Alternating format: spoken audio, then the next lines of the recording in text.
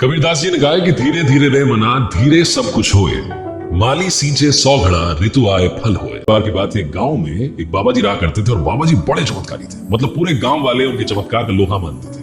बाबा जी एक पैर वाले थे, एक पैर नहीं था, दिव्यांग थे, लेकिन फिर भी बाबा जी जब जब नाचते थे तब तब गांव में बारिश होती थी। गांव वालों को शुरू में तो समझ नहीं आता था, लेकिन धीरे धीरे गांव वालों का विश्वास बढ़ता गया और बाबा जी को वो सब कुछ मानने लगे। गांव में जब भी लोगों को लगता था कि बारिश की जरूरत है, किसानों की फसल सूख रही है, वो तुरंत पहुंच जाते थे और बाबा जी से कहते थे कि बाबा जी अगर आप नृत्य करते तो शायद आज बारिश हो जाती। और वाकई में उस शाम को बारिश होती थी। एक बार शहर से 4 लड़के घूमते घूमते पहुंचे गांव में और गांव वालों ने बताया कि हमारे यहाँ पर ऐसे ऐसे बाबा हैं जो ऐसे नाचते हैं तो बारिश हो जाती है।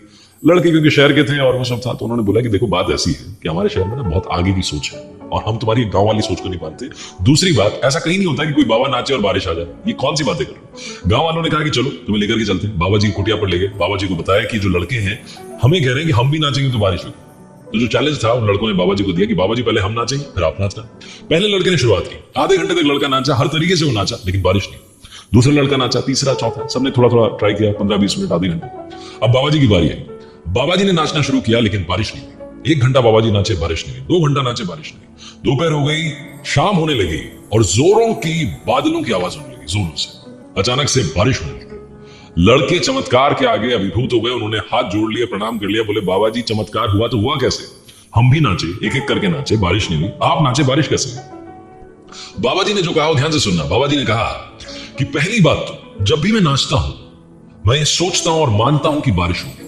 दूसरी बात, मैं तब तक नाचता हूं जब तक बारिश नहीं हो जाती। जिंदगी में भी सक्सेस का यही फंडा है।